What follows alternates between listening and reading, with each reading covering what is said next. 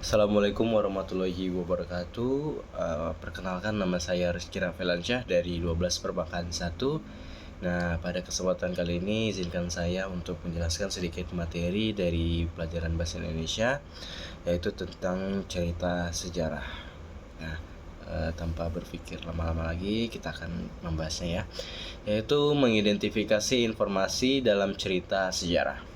Cerita sejarah dapat dijelaskan sebagai karangan atau cerita yang menyajikan suatu peristiwa atau kejadian serta bagaimana peristiwa itu berlangsung berdasarkan urutannya waktu, karena itu terjadi di masa lampau. Berdasarkan peristiwa cerita sejarah diidentifikasi menjadi dua, yaitu cerita sejarah yang benar-benar terjadi dan cerita sejarah yang berupa khayalan sejenis cerpen, novel, dan sejenisnya.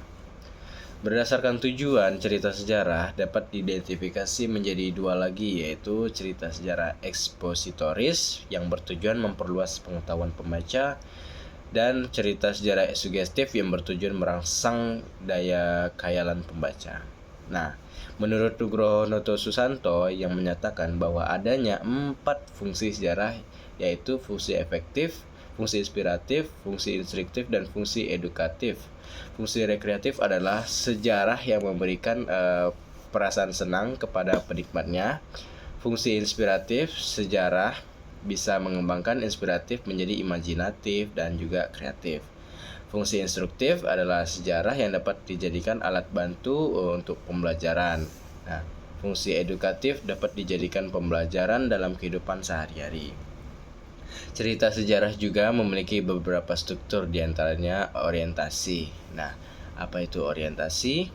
Orientasi adalah bagian yang menunjukkan awal kejadian cerita atau latar belakang. Lalu ada komplikasi. Kondisi mulai di mana timbulnya tokoh utama dan tokoh lainnya. Nah, ada solusi, konflik yang memulai menurunnya dan mengarah pada suatu hal.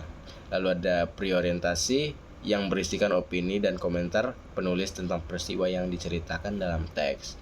Nah, ada pun juga kaidah-kaidah kebahasaan dari cerita sejarah. Yang pertama menggunakan kata benda, kedua menggunakan tokoh sentral, lalu ketiga menggunakan kata sifat, 4 menggunakan kata hubung, 5 menggambarkan kejadian masa lampau, dan 6 menggunakan frasa yang adverbial. Nah, cukup sampai di situ saja dari penjelasan materi tentang struktur tentang mengidentifikasi cerita sejarah. Nah, mohon kurangnya mohon minta maaf. Saya Rizky pamit undur diri. Terima kasih.